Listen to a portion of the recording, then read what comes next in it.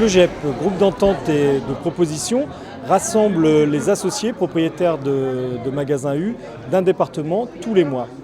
Donc après souvent une visite de magasin, suite à une ouverture, à des travaux, nous nous retrouvons sur une journée avec beaucoup de convivialité et nous échangeons sur les thèmes commerciaux, qui est notre cœur de métier, mais aussi tous les petits soucis ou tous les petits problèmes qui sont liés à la gestion de nos points de vente.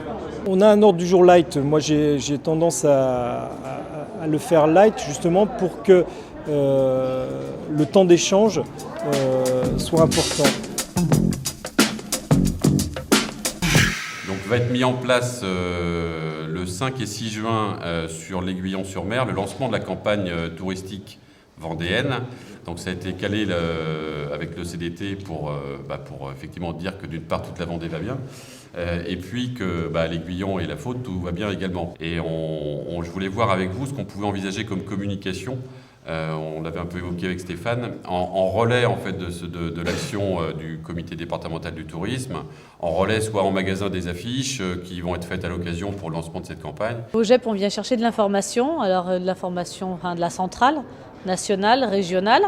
On vient aussi remonter l'information. C'est vrai que pour moi, c'est important dans les deux sens. Et de l'information et puis échanger avec nos collègues, bien entendu. On a le phénomène de la langue de bœuf, c'est là, cette année, qui était beaucoup moins chère que l'année dernière. Et je peux vous dire, elle était tellement pas chère qu'on en a vendu un paquet. Hein. La langue de bœuf en week-end de Pâques, c'est pas ce qui est le plus opportun, je trouve, comme offre. Oui, mais c'est pour...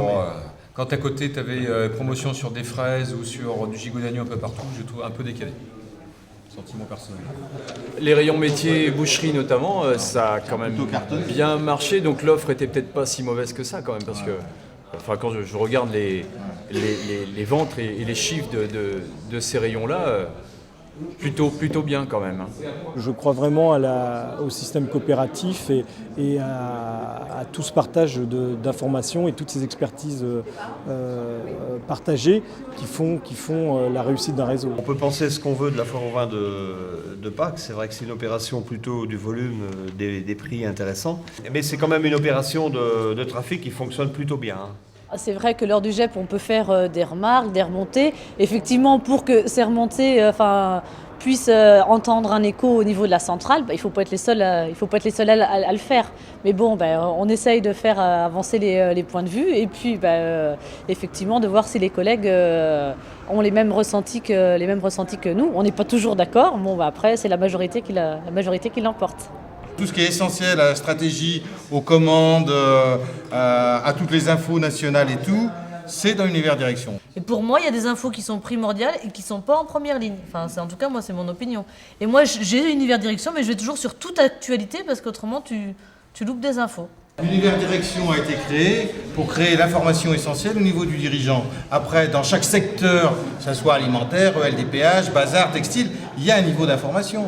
Aller chercher. On a senti une grande évolution, je vois, ces derniers temps, où le GEP était vraiment quelque chose un peu renfermé sur lui-même, où on parlait vraiment de nos problèmes magasins, problèmes vendéens, un peu de la région, mais pas plus que ça. Et on sent que depuis quelques années, on arrive à partager des parts de marché et que chacun se bat dans son coin et en disant que ça va être l'intérêt de tout le monde. Donc on sent une ouverture du fait de ce rassemblement pourtant très local à une ouverture totalement nationale.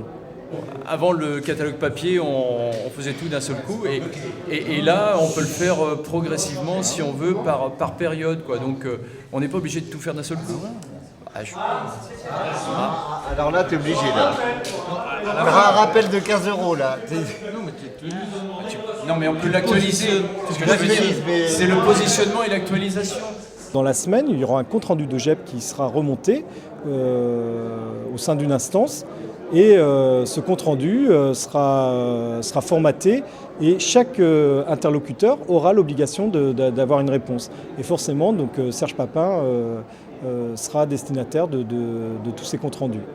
Et nous, pour le GEP suivant, nous attendons une réponse et ils ont obligation de donner une réponse. Il faut qu'on soit présent, nous, pour relayer la stratégie de l'enseigne, toutes les informations qu'on a au niveau du groupe, tant national que régional. Et puis il faut qu'on soit là pour écouter tous nos collègues qui sont capables bien sûr d'entendre ce que l'on dit, mais surtout de remonter tout ce qu'ils ressentent, de tout ce qui va, mais tout ce qui remonte souvent en plus ce qui va moins bien.